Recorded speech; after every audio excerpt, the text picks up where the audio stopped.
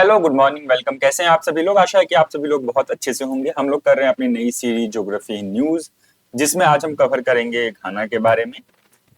ये सीरीज हमने स्टार्ट की थी, बट बीच में थोड़ा सा रुक गया था, उसके लिए सॉरी। क्योंकि बहुत सारे एडमिशन रिलेटेड क्वेरीज आ रही थी, तो थोड़ा टाइम मैनेज नहीं हो पा रहा था। आई होप कि ये सीरीज को अब मैं कंटिन्यू कर सकूंगा। आज अगर हम बात करें तो आज हम लोग घाना की बात कर रहे हैं। घाना क्यों न्यूज में है? क्योंकि हमारे माननीय प्रधानमंत्री जी कुछ देश के ट्रिप पे गए।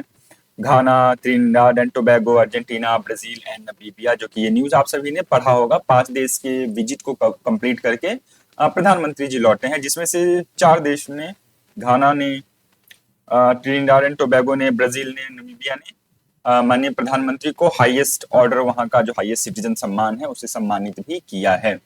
तो देश में ये पॉलिटिक्स का भी एक चर्चा बन गया है। तो हम लोग आज, हम प्रधानमंत्री जी जा रहे हैं, तो वो जगह अपने आप न्यूज के लिए इंपॉर्टेंट हो जाता है। तो इन देश को हम जानेंगे। आज हम घाना से स्टार्ट कर रहे हैं।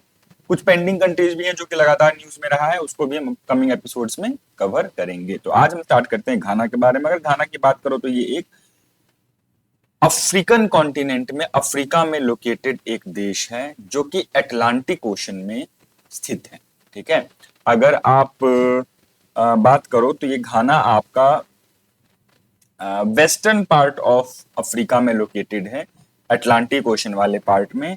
And Guinea coast, gulf of Guinea के पास ये लोकेटेड। ठीक है।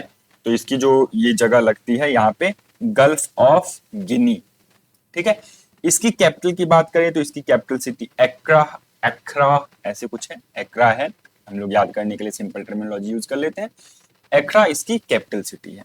ये कंट्री कंप्लीटली नॉर्दर्न हेमिस्फेयर में लोकेटेड है। जस्ट पास में क्या कहा जाए, इक्वेटर से जस्ट थोड़ा सा ऊपर ये लोकेटेड है। नॉर्दर्न हेमिस्फेयर में 7-8 डिग्री के आसपास इसका जो, इस कंट्री का जो सदर्न मोस्ट पॉइंट है, वो 7-8 डिग्री नॉर्थ के आसपास है। तो नॉर्दर्न हेमिस्फेयर का लोकेटेड ये कंट्री है। दूसरी बात, इस कंट्री से हमारा एक और लाइन गुजरती है, जो कि है प्राइम मेरिडियन, 0 डिग्री लॉन्गिट्यूड की जो लाइन है, वो घाना से गुजरती है। अगर 0 डिग्री लॉन्गिट्यूड की बात करो तो आपको ये तो कम से कम याद होना ही चाहिए कौन कौन सी कंट्रीज से गुजर रही है। अगर आप यूरोप की बात करोगे तो इसको ग्रीनविच लाइन कहते हैं। तो जाहिर सी बात है, यूके से, या यूके में भी स्पेसिफिकली इंग्लैंड से गुजरती है, ग्रीनविच से गुजरते हुए आती है। फ्रांस से गुजरती है, स्पेन से गुजरती है। अगर आप अफ्रीका की बात करो तो अफ्रीका में ये, इसी मैप पे आप लोग देखो, तो अल्जीरिया से गुजरती है, इसके ऊपर है।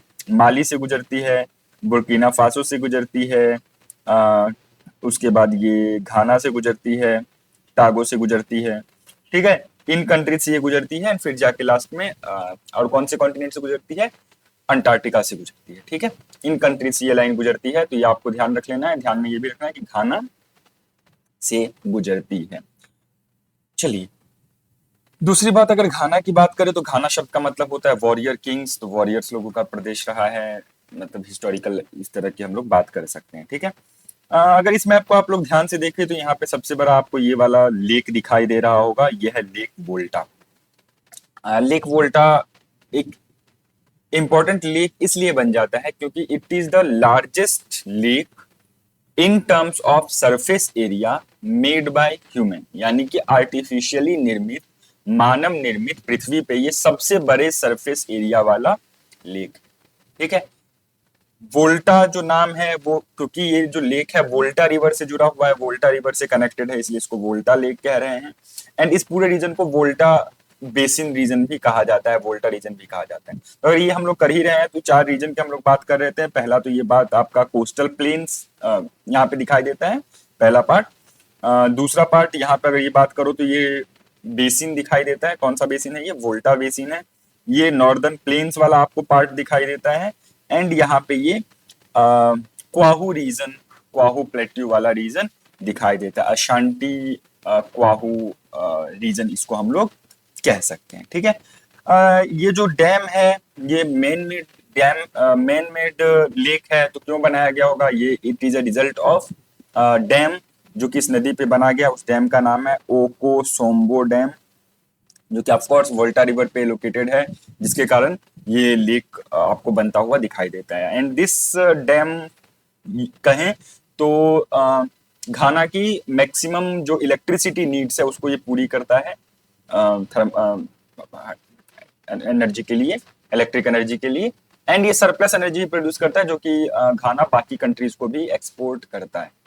ठीक है, अगर थोड़ा हम लोग इकोनॉमी की यहाँ पे अगर बात करें तो गोल्ड के लिए ये प्रसिद्ध रहा है। मुझे लगता है ये अफ्रीका में second largest gold producer country है।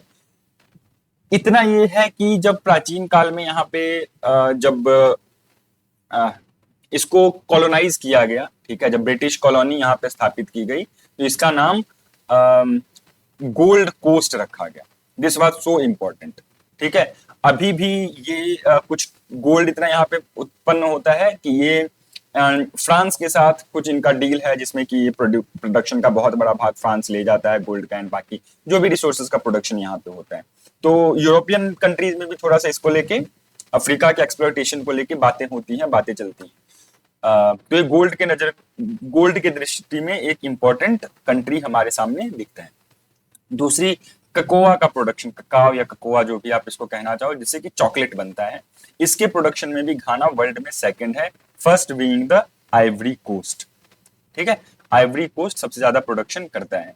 आइवरी कोस्ट की बात करें तो हमने शायद अभी तक इसका बॉर्डरिंग कंट्रीज नहीं किया गया है, तो इसके अगर आप वेस्ट में जाओगे आपको आइवरी कोस्ट दिखाई देगा, नॉर्थ में जाओगे तो इसकी बाउंड्री बुर्किना फासो से लगती है, एंड ईस्ट में जाओगे तो इसकी बाउंड्री टोगो से लगती है। बेनिन से इसकी बाउंड्री नहीं लगती, इस बात को ध्यान में रखना। ठीक है, अगर मैप अगर आप ध्यान से देखोगे तो बेनिन से इसकी बाउंड्री नहीं लगती है, आइवरी कोस्ट से लगती है, बुर्किना फासो से लगती है, एंड बेनिन से लगती है। तो ये हो गया second largest cocoa producer. Important जो सिटी है वो एक्रा आपने जान ही लिया, यहाँ पे कोस्टल प्लेन है। ओके, कोस्टल, अब ये देखो इसका जो टेम्परेचर वाला करोगे, अगर क्लाइमेट कंडीशंस करोगे तो ये मोस्ट ऑफ द टाइम आपको dry to humid temperature zones में दिखाई देता है। कोस्टल टेम्परेचर से लेके आपको प्लेन वाला ड्राई टेम्परेचर भी दिखाई देता है। नॉर्दर्न प्लेन्स की तरफ ड्राइनेस थोड़ा आपको समझ में आएगा। हेर्मेटन विंड्स का भी माइनर प्रभाव इसके नॉर्दर्न पार्ट में, हेर्मेटन विंड का भी माइनर प्रभाव हमें देखने को मिलता है। ठीक है, तो ये था कुछ बेसिक डिटेल्स आपकी। मुझे लगता है हमने सब कुछ कर लिया। हाँ, अगर यहाँ पे इसकी बात करें अगर रिलीजन वाइज बात करें तो ये क्रिश्चियन डोमिनेटिंग कंट्री है, यानी कि मोस्ट ऑफ द जो पॉपुलेशन है यहाँ का वो क्रिश्चियनिटी को फॉलो करती है, अराउंड 73-74%। बाकी 19-20% इस्लामिक पॉपुलेशन है, इस्लाम रिलीजन को फॉलो करती है, बाकी सारे ट्रेडिशनल और ये सब ट्राइबल रिलीजन्स को फॉलो करते हैं। जो मेन एथनिक ग्रुप यहाँ पे आपको देखने को मिलता है वो अकान एथनिक ग्रुप है। अगर यहाँ पे देखो ध्यान से तो ये एक तरह का डेमोक्रेटिक कंट्री है, बट बेसिकली अगर देखोगे यहाँ पे तो आपको थोड़ा राजा महाराजा वाला डोमिनेशन अभी भी दिखाई देता है, क्योंकि हर एथनिक ग्रुप का एक जो लीडर है वो अपने आप में एक राजा वाला उनको ट्रीटमेंट है। ठीक है, तो सबसे बड़ा जो यहाँ का एथनिक ग्रुप है वो एकान एथनिक ग्रुप है। जो दूसरा सबसे इंपॉर्टेंट एथनिक ग्रुप है वो मोल डागबॉन। सबसे पहले कौन सा है? अकान ग्रुप है, जो कि अराउंड 48-49 ईयू का 50%, 45-50% पॉपुलेशन अकान एथनिक ग्रुप का है। दूसरे नंबर पर अगर बात करोगे तो मोल डेगबॉन करके आपको यहाँ पे एथनिक ग्रुप दिखाई देता है। फिर आपको ईव है, बाकी सारे लोग 10% में से कम में, बाकी बहुत सारे गरमा है, गुआन है, मांडे है, तो ये सारे जो एथनिक ग्रुप्स है वो आपको यहाँ पे दिखाई देता है। ठीक है, ओके, तो ये बातें हमने कर ली, और इसके बारे में हम लोग क्या कर सकते हैं। ऑफ कोर्स ये कॉमनवेल्थ का पार्ट है, क्योंकि ब्रिटिशर्स ने गोल्ड कोस्ट की हमने बात की है, तो इससे हम लोग समझ सकते हैं। तो ये थी थोड़ी सी बेसिक बातें रिपब्लिक ऑफ घाना के बारे में, या घाना के बारे में, जो कि गल्फ ऑफ गिनी में अटलांटिक ओशन में लोकेटेड है। ठीक है, चले,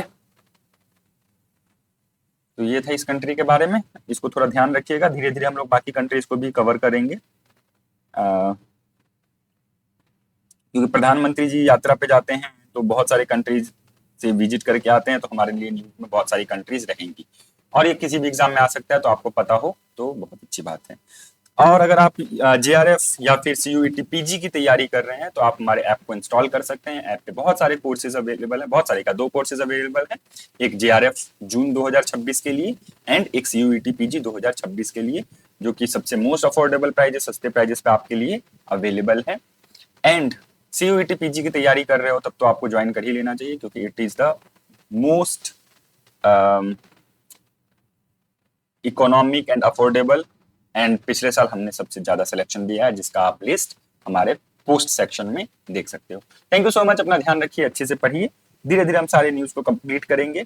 एंड अगर आपको किसी और कंट्री या किसी और फिनोमिना या किसी और चीज के बारे में एक वीडियो चाहिए तो कमेंट करके जरूर बताइएगा। वीडियो को शेयर कर दीजिए, लाइक कर दीजिए, अपने पूरे ग्रुप में बांट दीजिए तथ्यों क्लास के बारे में, ताकि हमारे बारे में सबको पता चल सके एंड सब लोग सीख सकें। थैंक यू सो मच, अपना ध्यान रखिए, जय हिंद।